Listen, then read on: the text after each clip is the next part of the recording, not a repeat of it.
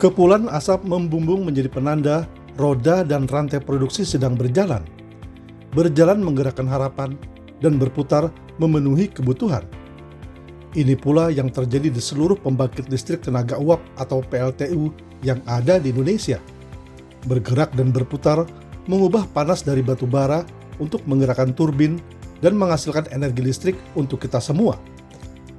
Namun, sampai kapan sumber dan tenaga fosil yang meninggalkan jejak karbon akan kita pertahankan?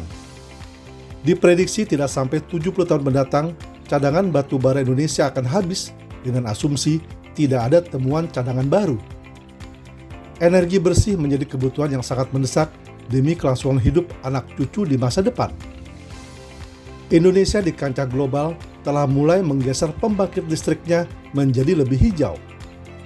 Dalam rencana penyediaan tenaga listrik hingga tahun 2030 mendatang, pembangkit listrik di Indonesia yang memanfaatkan energi baru terbarukan akan mencapai 30%. Sebuah capaian dalam mendukung terwujudnya energi bersih dari Indonesia untuk dunia.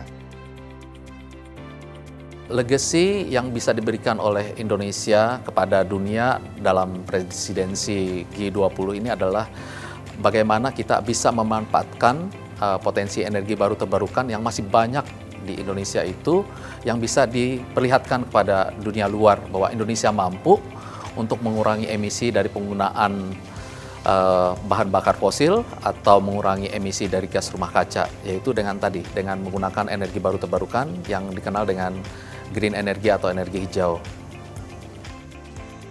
Energi hijau di Indonesia sejatinya sangat beragam untuk dimanfaatkan. Ini menjadi kesempatan bagi Indonesia untuk tampil sebagai pionir di kancah global sebagai negara pemproduksi energi hijau dan energi bersih. Indonesia pada dasarnya mempunyai banyak potensi untuk energi hijau, yaitu energi baru terbarukan. Salah satunya adalah angin, air, serta cahaya matahari, dan juga tidak kalah adalah panas bumi.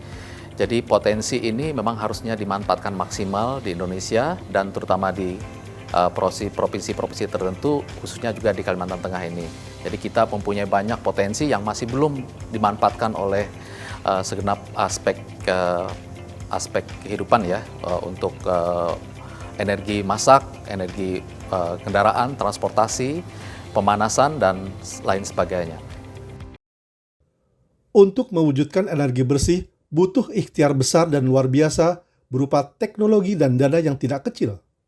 Bagaimana Indonesia memposisikan diri menjadi hal penting agar investasi hijau yang masuk mampu mendorong berjalannya transisi energi menjadi lebih hijau di masa mendatang. Perlu keseriusan dan komitmen yang sama agar Indonesia dengan keragaman potensi energi baru terbarukan dapat menjadi pionir di kawasan. Indonesia sendiri memiliki roadmap sampai dengan 2060 dan dia mempunyai 3 fase inisiatif dalam pembangunan rendah karbon sebutannya atau EPRK dalam pengurangan gas rumah kaca. Yang pertama fase inisiatif jangka menengah yang dimasukkan dalam RPJMN 2020 sampai 2024. Lalu fase yang kedua fase implementasi dan sekarang kita masuk ke fase yang ketiga yaitu program pertumbuhan hijau yang sedang direncanakan dalam memperhatikan kualitas tinggi.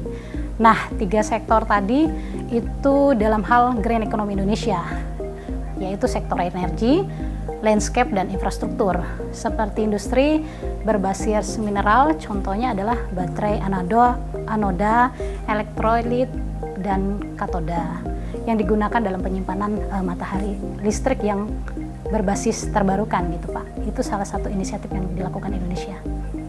Memang yang kita lihat adalah kesulitannya dalam pemanfaatan energi baru dan terbarukan di Indonesia, juga di Kalimantan Tengah ini adalah teknologi. Ya, teknologi itu juga memerlukan pendanaan modal untuk bagaimana mewujud nyatakan potensi energi baru terbarukan itu menjadi bisa dimanfaatkan.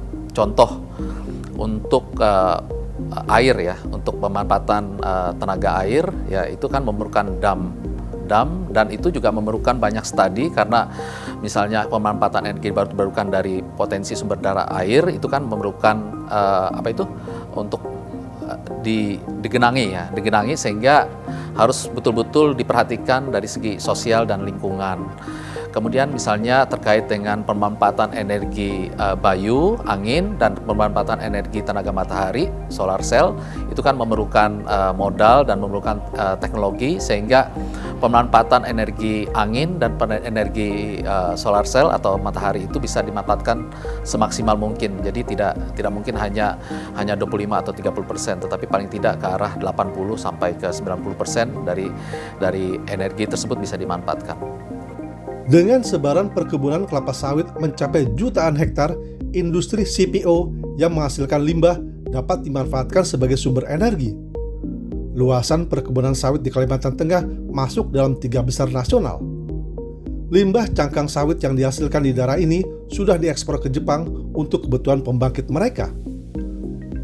Potensi lain dari limbah sawit yakni bio-CNG sebagai pengganti gas LPG yang belum dimanfaatkan meski besar potensinya. Selain untuk keperluan pembangkit listrik dan pengganti LPG, Indonesia juga telah melangkah penggunaan listrik dalam dunia otomotif.